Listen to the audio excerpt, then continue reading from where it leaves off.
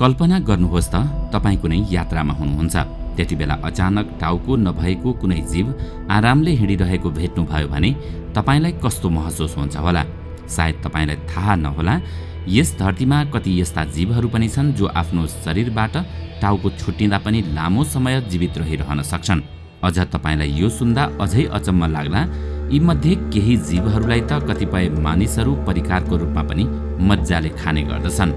दर्शकवृन्द, आउनुहोस् आजको यस श्रृङ्खलामा हामी केही यस्तै अनौठो जीवको बारेमा चर्चा गर्नेछौँ जसलाई देखेर अवश्य पनि तपाईँ अचम्ममा पर्नुहुनेछ।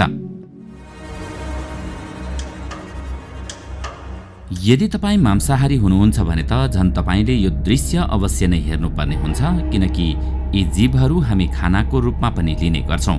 तर तपाईँले यस जीवलाई सही तरिकाले खान जान्नु भएन भने उल्टै तपाईँ नै यस जीवको शिकार पनि बन्न सक्नुहुन्छ। ओडोरी-डन यो कुनै विचित्र जनावरको नाम होइन, यो एउटा जापानी परिकार हो जसलाई डान्सिङ स्क्विडको नामले चिनिन्छ। रेस्टुरेन्टमा कसैले यो परिकार अर्डर गर्यो भने ताजा ताजा उपलब्ध गराइन्छ। निश्चय पनि यो जीव पकाउनुभन्दा पहिला नै मरिसकेको हुन्छ, तर जब यो तयार भएर तपाईको टेबलमा आइपुग्छ यो देखेर तपाईँ अचम्ममा पर्नुहुनेछ। यो परिकार सोया ससका साथ सर्भिस गरिन्छ। जब यो डिसमा सोया सस राखिन्छ तब यो जीव तिलमिलाएर चल्न थाल्छ अनि तपाईको प्लेटमै यो परिकारले नाच देखाउन थाल्छ। वास्तवमा यो जीवको नसा यस्तै प्रकारले बनेको हुन्छ। मरिसकेपछि पनि यसको शरीरमा जब सोया सस पर्छ तब यसले प्रतिक्रिया जनाउन थाल्छ। यसको परिणाम स्वरूप स्क्विडको मसल्समा हलचल मचिन पुग्छ र नाचेको जस्तो देखिन्छ। स्क्विड र अक्टोपसको यो अजीब लाग्ने विशेषतालाई कोरियन खाद्य पदार्थमा पनि उपयोग गर्ने गरिन्छ। सान-nakji अक्टोपसलाई शिकार गर्ने बित्तिकै परिकारका लागि तयार गरिन्छ। जब यस परिकारमा सोया सस राखिन्छ तब डान्सिङ स्क्विडले झैं यसले पनि डान्स गर्न थाल्छ र कहिलेकाहीँ त प्लेटबाट बाहिर पनि निस्किन्छ। कुनै अक्टोपसका हातखुट्टा उसको शरीरबाट अलग भएपछि पनि लगभग 1 घण्टासम्म जिउँदै रहन्छ र हलचल पनि गर्दछ। यतिसम्म कि प्लेटमा राखेर खाइरहँदा तपाईको मुखभित्र पनि सलबलाइरहेको हुन्छ, अर्थात् चपाएर निल्न लाग्दा पनि तपाईले यसको चाललाई महसुस गर्न सक्नुहुन्छ। यो परिकार खाँदा सफोकेसन अर्थात् निसासिने पनि हुन सक्छ। यति हुँदाहुँदै पनि यसका पारखीहरू यसलाई मज्जाले खाने गर्दछन्। यी त भए मरेपछि पनि जीवितै रहने जीवहरू, तर यहाँ केही यस्ता जीवहरू पनि छन् जो आफ्नो महत्त्वपूर्ण अङ्ग नरहँदा पनि धेरै समयसम्म जिउँदो रहन सक्छन्। साङ्लो यो जीव लामो जीवन क्षमताका लागि धेरै प्रसिद्ध छ। वैज्ञानिकहरूका अनुसार यो जीवले न्युक्लियर वार वा प्राकृतिक प्रकोप पनि सहन सक्छ। हालै गरिएको एक शोधले टाउको बिना पनि साङ्लो धेरै समय बाँच्न सक्दछ भन्ने प्रमाणित गरेको छ। यो निष्कर्ष पेन्सिल्भेनियाका कीट विनाशशास्त्री क्रिस्टोफर टिपिङले निकालेका हुन्। वैज्ञानिकहरूले सावधानीका साथ माइक्रोस्कोपको मद्दतबाट केही साङ्लाको टाउको शरीरबाट छुट्याइदिए र ती टाउको नभएका साङ्लालाई एउटा बट्टामा बन्द गरेर राखे। केही हप्तापछि टिपिङले साङ्लाको अवस्था थाहा पाउन बट्टाको बिर्को खोले। त्यतिबेलासम्म ती सबै साङ्ला जिउँदै थिए। शोधकर्ताहरूले यो घटनाको वर्णन गर्दै भने यो जीवमा रक्तवाहिकाको जालो धेरै हुँदैन। यी रक्तवाहिकाहरू आपसमा जोडिएर रहेका हुँदैनन्। यसैले टाउको नभए पनि महत्त्वपूर्ण अङ्गसम्म अक्सिजन र न्युट्रियन्ट्स पुग्ने गर्दछ र जिउनका लागि कुनै समस्या आउँदैन। साङ्लाको टाउको छुट्याउँदा अन्य रक्तवाहिकाले त्यसको गर्दनमा रहेका रक्तवाहिकालाई बन्द गरिदिन्छन्, जसले गर्दा धेरै रगत बग्न पाउँदैन। यसको कारण के पनि हो भने यसले मानिस या अन्य जीवको जसरी नाक र मुखबाट सास फेर्दैन। श्वास फेर्नका लागि यिनीहरूको पेटको पछाडिको भागमा विशेष प्वाल हुने गर्दछ। श्वासको नियन्त्रणका लागि दिमागको आवश्यकता पर्दैन।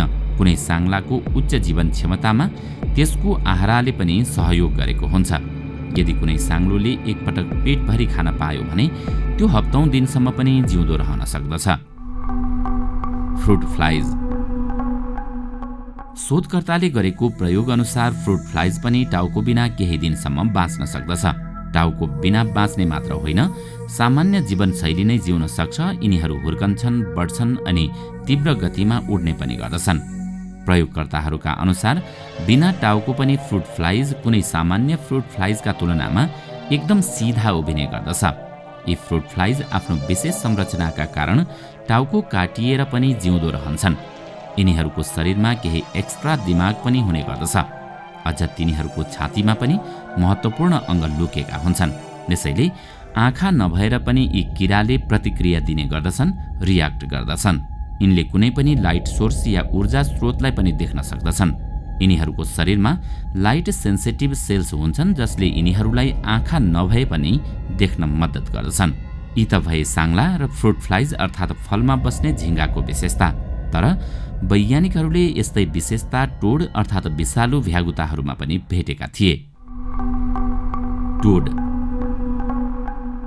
यस्तै प्रकारको एउटा जीव युनिभर्सिटी अफ म्यासाचुसेट्सका ग्रेजुएट स्टुडेन्ट मिस जिल फ्लेमिङले पनि फेला पारेकी थिइन्। मिस फ्लेमिङले यो अनौठो बिना टाउकोको भ्यागुतो स्टेट अफ कनेक्टिकटको जङ्गलमा फेला पारेकी थिइन्। त्यो बिना टाउकोको भ्यागुतोको शरीर कुनै सामान्य भ्यागुतोको जस्तै थियो, जसमा हात र खुट्टा पनि थिए तर टाउको भने थिएन। एउटा यस्तो शरीर जसको न आँखा छ, न नाक छ, न मुख छ र न जिब्रो नै, तर पनि त्यो उभयचर प्राणी तत्परताका साथ चलायमान थियो, साथै आवाज पनि निकालिरहेको थियो।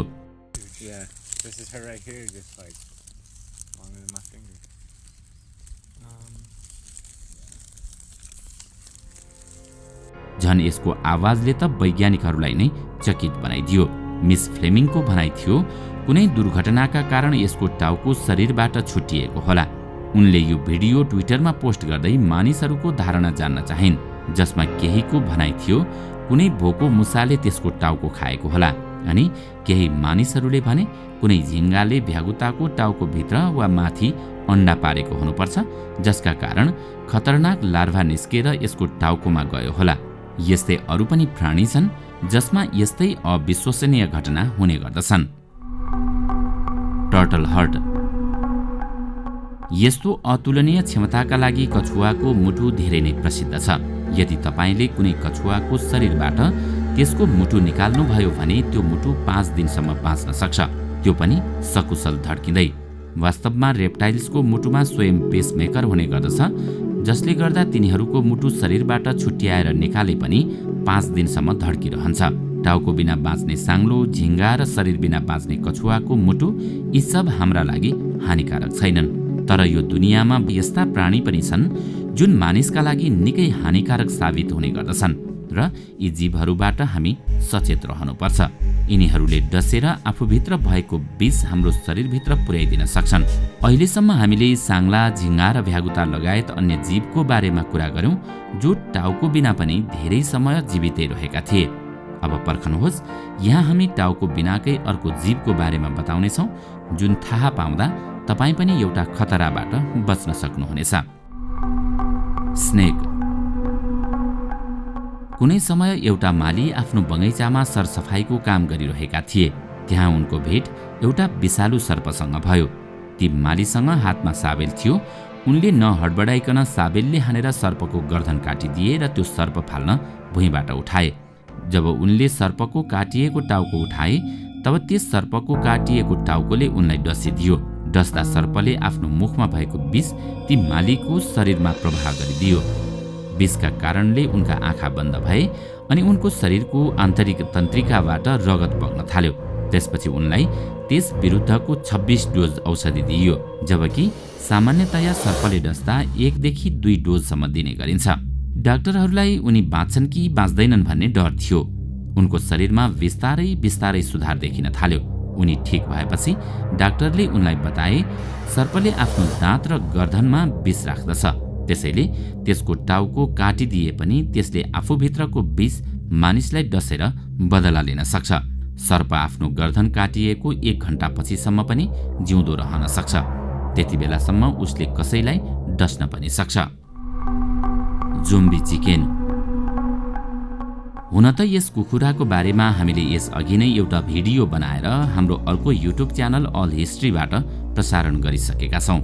तर पनि जसले त्यो भिडियो हेर्नु भएको छैन, तपाईहरुको लागि बताउन गइरहेका छौं कि एउटा आफ्नो गर्दन काटिएको कुखुरा जो 18 महिनासम्म जिउँदो रहेको थियो। सन् 1945 सेप्टेम्बर 10 मा एक अमेरिकी कुखुरा पालक किसान लोयल्ड ओल्सेन कोलोराडो स्थित फ्रुटामा रहेको आफ्नै फर्ममा आफ्नी पत्नी क्लारासँगै बसेर कुखुरा काटिरहेका थिए। लोयल्ड ओल्सेनले त्यो दिन करिब 40 देखि 50 कुखुरा काटिसकेका थिए। तीमध्ये सबै कुखुरा एकैछिनमा मरे, तर एउटा टाउको काटिएको कुखुरा भने मरेन, किनकि काट्ने बेलामा त्यो कुखुराको पुरै टाउको काटिएर गए पनि छड्के काटिएको हुँदा त्यो कुखुरो ढल्ने बित्तिकै उठ्यो र हिँड्न थाल्यो। यो देखेर लोयल्ड अचम्मित भए, तर एकछिनमै मर्छ होला भनेर केही वास्ता गरेनन्। उनी कुर्सीमा बसेर त्यो बिना शिरको कुखुरा कति बेला मर्छ भनेर पर्खन थाले, तर त्यो मर्दै मरेन। यो देखेर उनी पूर्ण रूपले आश्चर्यचकित भए। त्यसपछि टाउको बिनै कराउँदै यताउता डुलिरहेको त्यस कुखुरोलाई लोयल दम्पतिले स्याउ राख्ने एउटा बाकसमा राखेर थुनिदिए र रातिको खाना खाएर सुते। तर जब भोलिपल्ट लोयल्ड ओल्सेनले त्यो टाउको काटिएको कुखुरालाई जिउँदो देखेपछि झन् अचम्मित भए।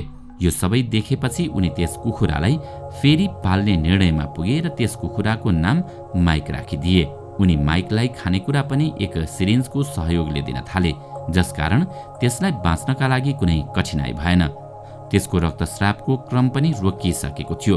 त्यो कुखुरो अब मर्नुको साटो स्वस्थ बन्दै जान थाल्यो। यो घटनामाथि सोधखोज गरेपछि के पत्ता लाग्यो भने कुखुराको गर्दन काटिँदा त्यसको गर्दनको नाडी भने काटिएको थिएन। यसकारण रगत त्यहीँ जम्न पुग्यो अनि त्यहाँबाट रगत नबग्नाले कुखुराको ज्यान बच्यो। यसै कारण त्यसले सास पनि लिन पाइरहेको थियो र मुटु पनि धड्किरहेको थियो। दर्शकवृन्द, आजको श्रृङ्खला तपाईलाई कस्तो लाग्यो हामीलाई कमेन्टमा अवश्य बताउनुहोला। साथै आजको श्रृङ्खला तपाईलाई राम्रो लाग्यो भने लाइक तथा सेयर गरी हाम्रो च्यानललाई सब्स्क्राइब गर्न नभुल्नुहोला र साथमा रहेको बेल आइकन पनि थिच्नुहोस्, ताकि हामीले अपलोड गर्ने नयाँ भिडियोको जानकारी सबैभन्दा पहिला तपाईलाई प्राप्त होस्। आजका लागि यति नै। अर्को भिडियोमा अझै रोचक तथ्य लिएर आउने नै छौँ। तबसम्मका लागि बिदा दिनुहोस्। नमस्कार। हाम्रा सम्पूर्ण दर्शकहरूमा हामी यो जानकारी गराउँदछौँ कि इतिहास, भूगोल, बायोग्राफी लगायतका विषयहरूमा जानकारी दिनका लागि हाम्रो नयाँ अल हिस्ट्री युट्युब च्यानललाई सब्स्क्राइब गर्न नभुल्नुहोला। अल हिस्ट्री युट्युब च्यानलको लिङ्क तल डिस्क्रिप्सनमा रहेको छ।